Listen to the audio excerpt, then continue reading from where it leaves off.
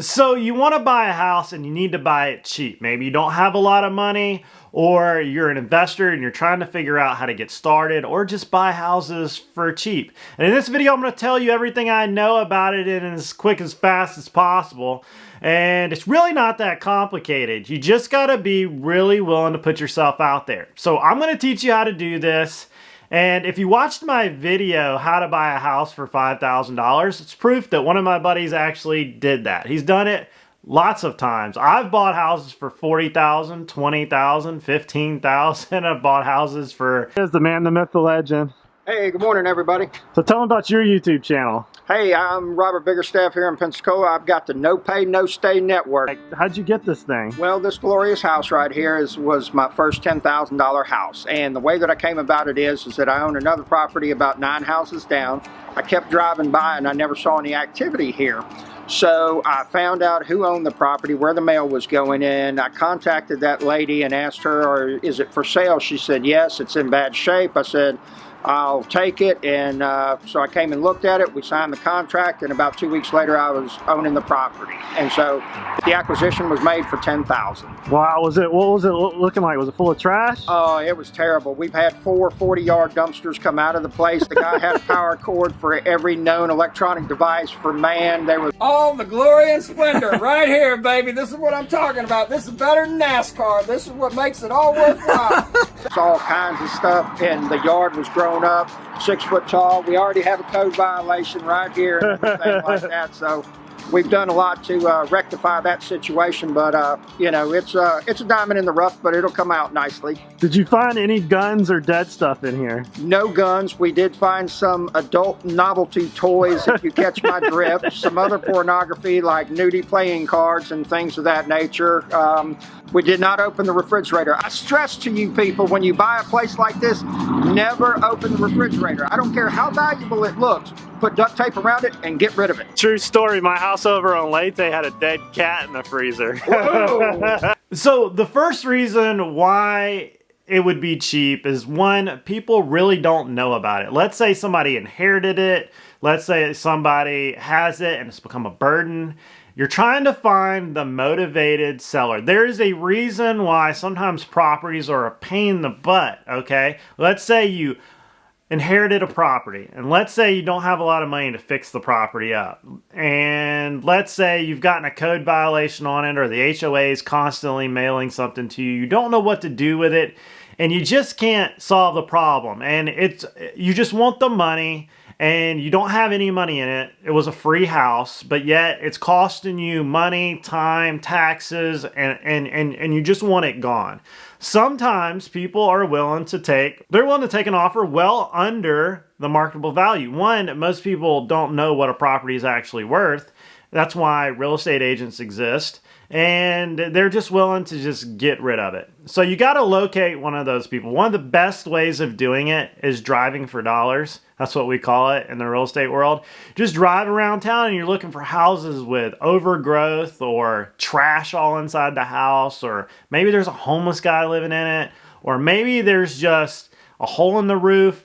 You got to figure out, why is it going to be cheap? So let's say it couldn't pass a 4-point inspection. Let's say the roof's bad, or the plumbing's bad, the electrical's bad, there's no AC unit, whatever. Those reasons can make it uninsurable. So if it's not insurable and they don't have the money to clean it out or fix it up, or let's say they're a distant landlord, somebody a long ways away, and they just have this house and they don't know what to do with it, roof leaks, sometimes they'd be willing to get rid of it. So I want you to go and watch the videos I made, Never Buy These Houses. I made a lot of videos on the houses to look out for, flat roofs, you know, houses that are going to be trouble to insure, because this is all an insurance game.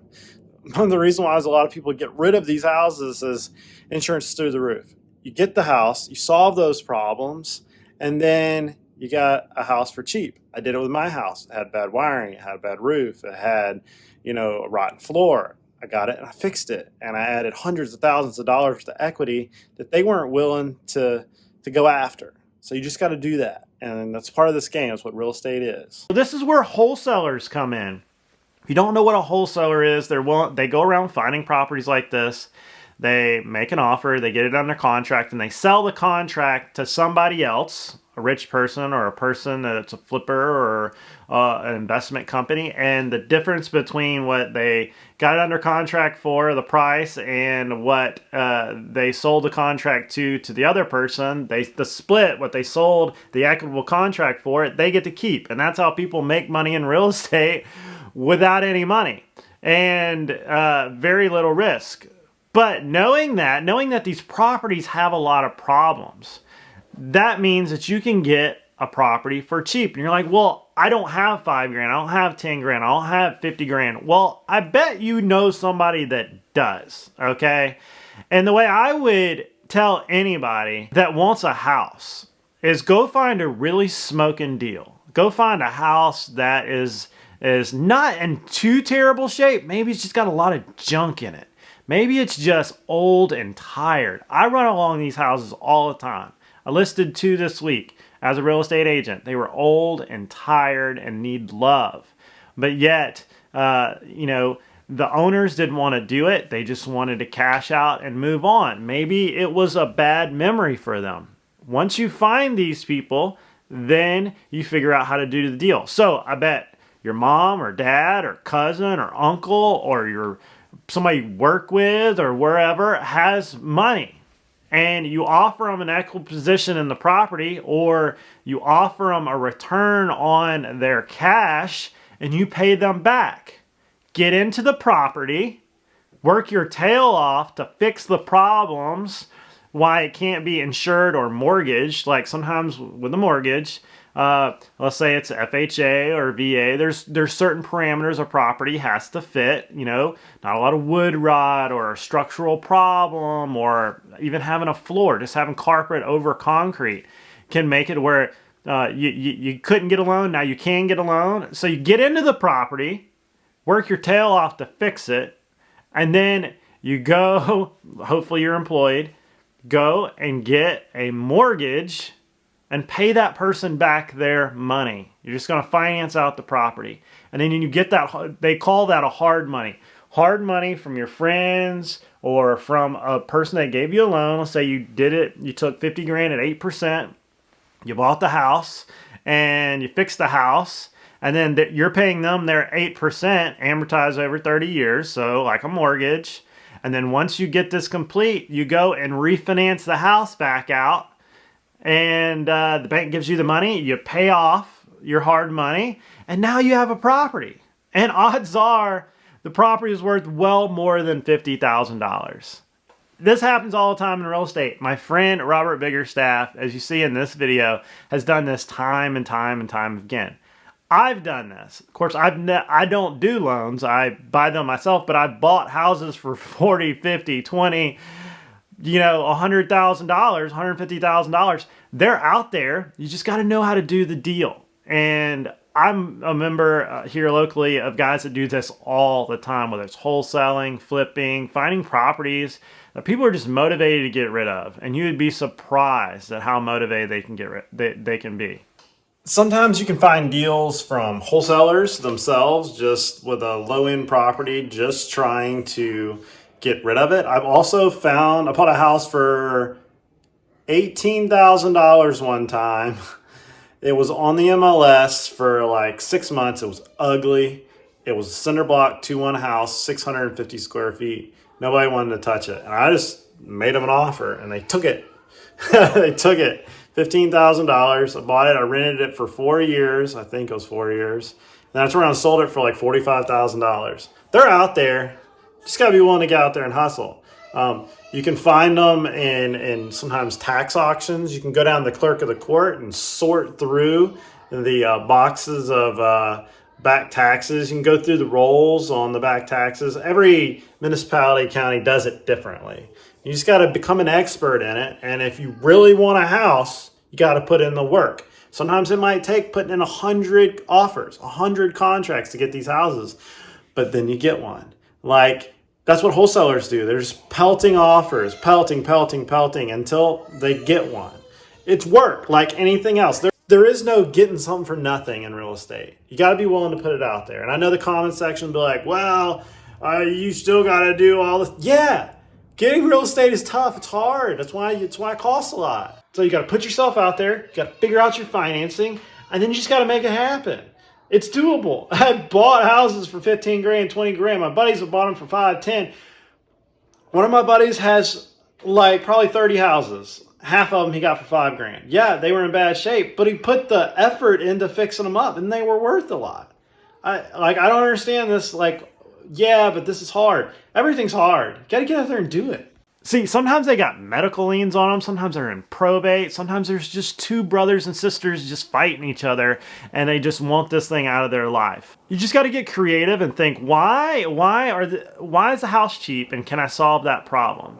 And sometimes it's just nobody knows that somebody wants to get rid of it. That means the market is not in the mix. When a real estate agent grabs it, figures out what it's worth, puts it on the open market, accepts bids, of course it's going to be worth more and more and more and more because more people know about it.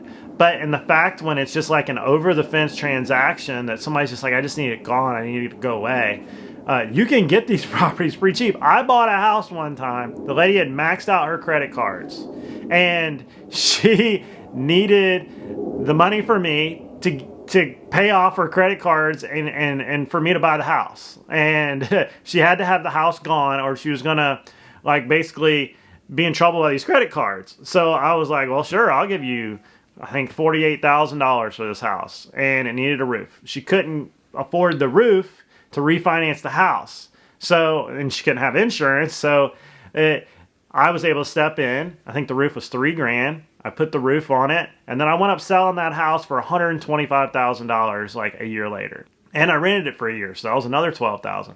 So it's possible. You just gotta get creative. Find the deal, find the money. Find the deal, find the money. And if you do that, you can find a house and a place to live.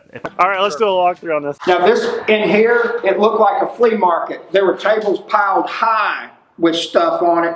This whole place right in here was one 40-yard dumpster full of stuff. I know that's hard to believe, but it was. Washer dryer hookup. We can put a kitchenette in here without any problem.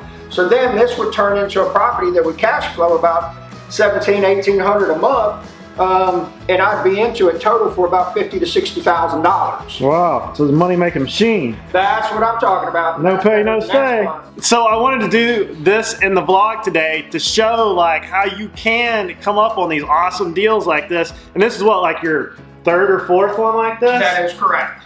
That's pretty cool. I mean, how many properties you got now? We got 12 total. Well, 15 total. I got 3 that are sitting like this one, so I need to get on the ball and get them up and going. Wow. The main trick with these houses is the roof and the AC, and having a good renovation guy that can walk around with you on these things. He's going to paint this entire house. What color are you going to paint it? I think we're going to go with gray. Gray.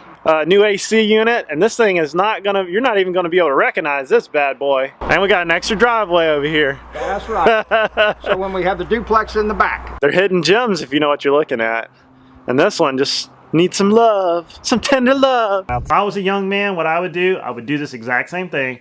I'd find a house that was had some problems. I would get in the house, whether it was with hard money or with a loan. I would put me a hammock in the corner, and every day when I woke up, I would start working on that house. And pretty soon, I would know how to do everything, and I would have that house flipped. Okay? And whether I put it back on the market, or I refinanced it, or whatever, I would have a house. Turnovers are your most expensive cost in having a rental. Every time a tenant moves out, generally speaking, if you got carpet, you got to replace the carpet every time. This right here concerns me. One of two things: we either had a roof leak right here, or we've had condensation with the AC ductwork, and something's happened right there. It's not a big issue to go ahead and pull the ceiling down and check it. A lot of people are like, "What? Why do you do that?" Personally, I like the peace of mind, and so I can fix something and not have to be coming back, in a couple of years having to repair it. So fix it. This house Robert Biggerstaff did in this video, it took like 3 or 4 40-foot containers to get all the junk out of the house. That was the problem with this house, and it had a code violation on it, which was like $5,000 or $10,000. So be careful with those. Make sure you use a title company. Make sure you know all the code violations, back taxes, liens, things like that. I would suggest to get an inspection on it if you don't know what you're doing, and make sure it's structurally sound and what needs to be fixed, and then do the math on that, and then get into the house and fix it. Most of these municipalities let you pull your own permits and you can do it. But you're going to have to put your work clothes on and get out there and get after it. Just like trying to find these. You might make 50 offers in a year, but you're still out there pounding the pavement until you find a house. Because cheap houses are out there. They're just hard to find, and you've got to beat people that know how to find them.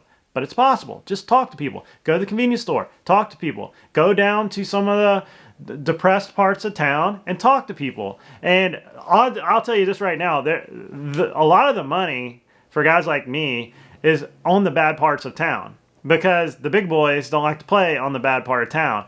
And I happen to be a real estate agent here on the Gulf Coast of Florida, Alabama, Florida, Pensacola, Orange Beach, Destin, Fort Walton Beach, Navarre. If you're looking to buy or sell, or you just need to get rid of a bad property, my email is down below. This is just, things you got to think about. Take a grid square like this, become an expert in that part of the city, and pretty soon you'll see deals. You'll know what they're worth when you see them. Study everything on Zillow, go to sold on Zillow and see what everything's sold for, and start making deals. So that's really all I got to say about this. Houses are out there to be cheap, and I think you can do this. Comment down below if you think you can or you can't, and if you've got any comments on this, and I'll see you guys on the next video.